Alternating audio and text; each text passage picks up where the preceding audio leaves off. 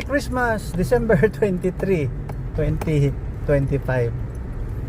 Grabe ang mga tao.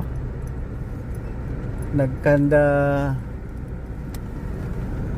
yun sa mga mall, punong-puno. Merry Christmas talaga.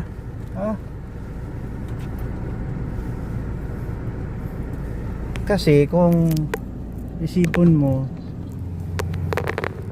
may Hesus Kristo talaga. Nabuhay talaga yan, namatay. Ang story niyan hindi istorya ng galing barbero. Totoo yan. Itong si Santa Claus naman, para ito sa isip mga bata at saka isip bata. Katuwaan lang yun. That's love from God. Yeah. Kunwari, mayroon tayong medium. At saka hindi pinanganak yan si Hesus Kristo ng December. Malamig eh. Doon lang sila sa, ano tawag yan? Manger. Yung mga hayop lang doon. Malamig doon eh. Siguro mga September, wala pang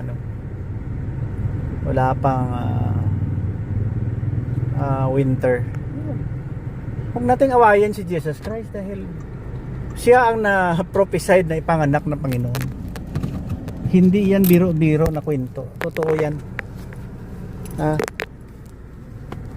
Totoo yun si Hesus Kristo.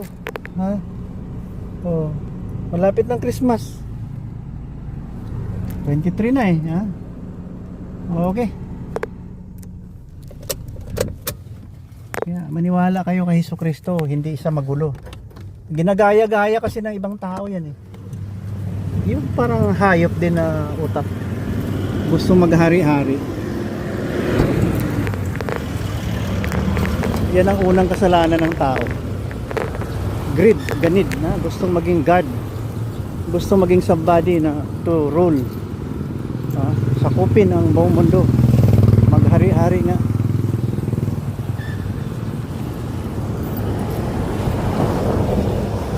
Kita mo itong Pilipinas. Ito yung langit sa lupa.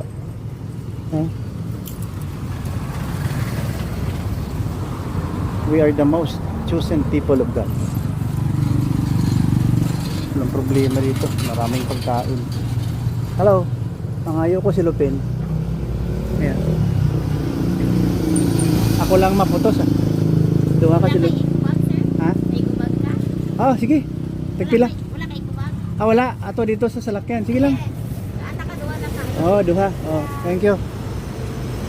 Kita mo itong gulay na ito. Pagkain to eh.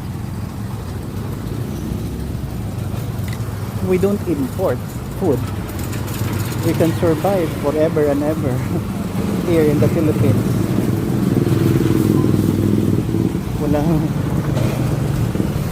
Walang gutom ang Pilipinas.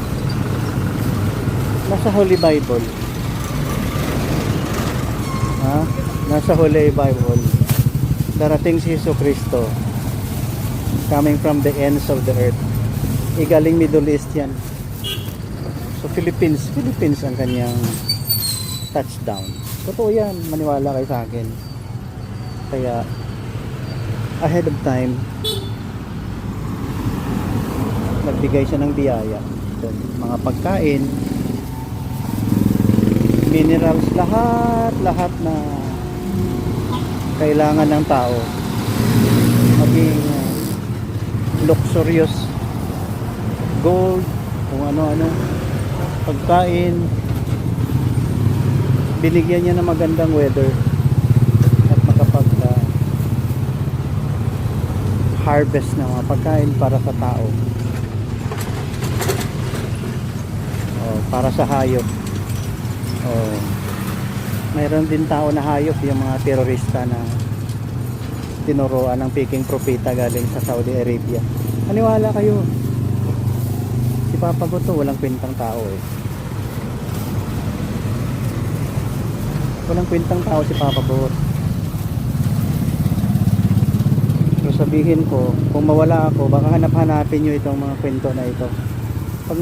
Pag mawala ako, ulitin ko December ngayon, totoo yung kwento na Hesus Kristo. Totoo yun, tama yun. May Panginoon tayo naging tao. Huwag niyong bastusin si Jesucristo. Kayo mga tauhan ng mga kunwari Islamic scholar na nagsabi na sila na ang sasakop sa buong mundo. Kasi ano kayo eh, greedy kayo. Gusto niyo maghari-harian sa mundo. Ganun. You want to conquer the earth kasi baka mundo lang isipan nyo eh. Kasi yung propeta nyo butakal. Traveling bore. Ayan. Sinaniban nyo ng espiritu ni Satanas. Walang kwenta yun, walang kwenta yun. Na-scam kayo. 1,400 years ago na-scam kayo. Tinuruan kayo ng mga scholars na ng mga mali-mali. Kaya nakita mo may terorista.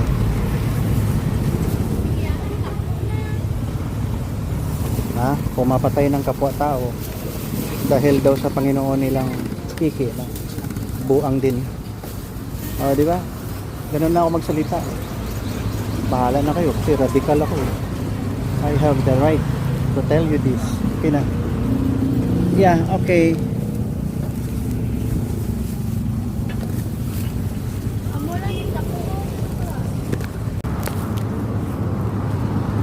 Nakalain mo ito 25 pesos lang. Doon sa kabila 89, apat na piraso. Tag 20 kilo dun. Yan ang biyaya na paunang binibigay. This sign yan, sign na pinili talaga ng Panginoong Hesus ang Philippines. Maniwala kayo. Huwag kayong maniwala sa propeta. Sorry ano lang ako, radical. Kasi kung hindi ako, ito ulitin ko ulit, December 23, 2024, hindi ako nagbibiro. Magbibiro ka sa matsing, huwag lang sa bagong gising.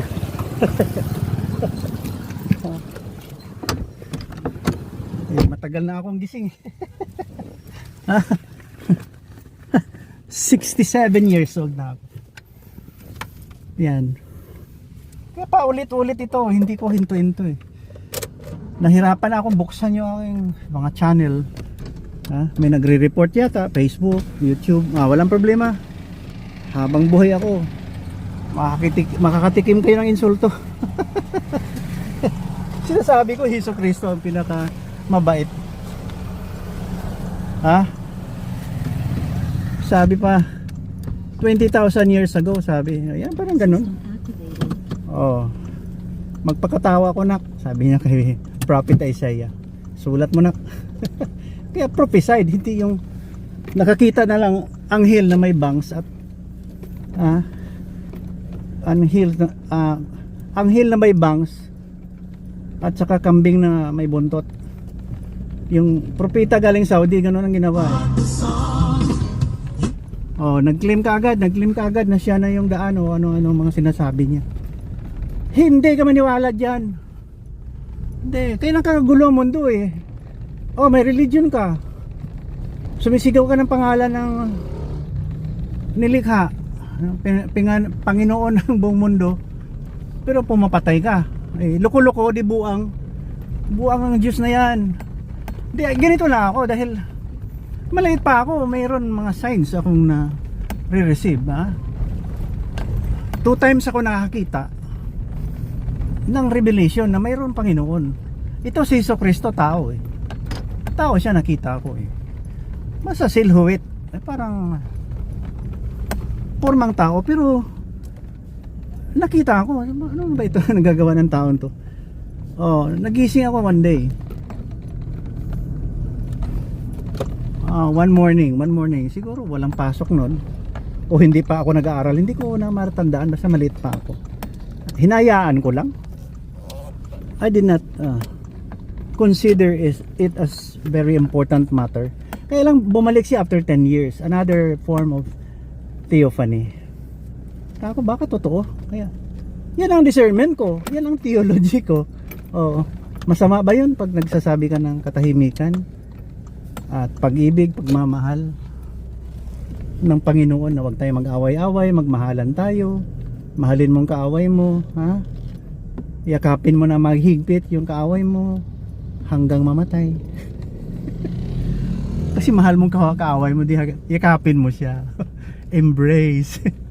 Yan lang, okay, katuwaan lang to kasi I'm going somewhere. Yan, nakakatuwa Kaya kung sisiraan nyo, nasisiraan ang aking mga channels, mga account, magtutuos tayo. Darating panahon, you will regret, ha? Kayong mga pinaka-notorious na tao sa mundo na nagsasabi na mayroon daw silang nilikha na unique. Unique na may sungay. Okay, thank you for watching. God bless you and keep you. God shines His face on you and be gracious unto you. God turns His face upon you and give you peace in Jesus' name. Amen. Bye bye. Okay, Holy Father. Yan, Holy Father the only Holy Father in the world. Walang huli sa mundo. Sasabay huli. Bakit nataas-taas ng antas ng pagkatao mo, you cannot be holy. Only Jesus Christ is holy. Only God is holy. Kaya na-scam uli kayo. Bye bye. Okay.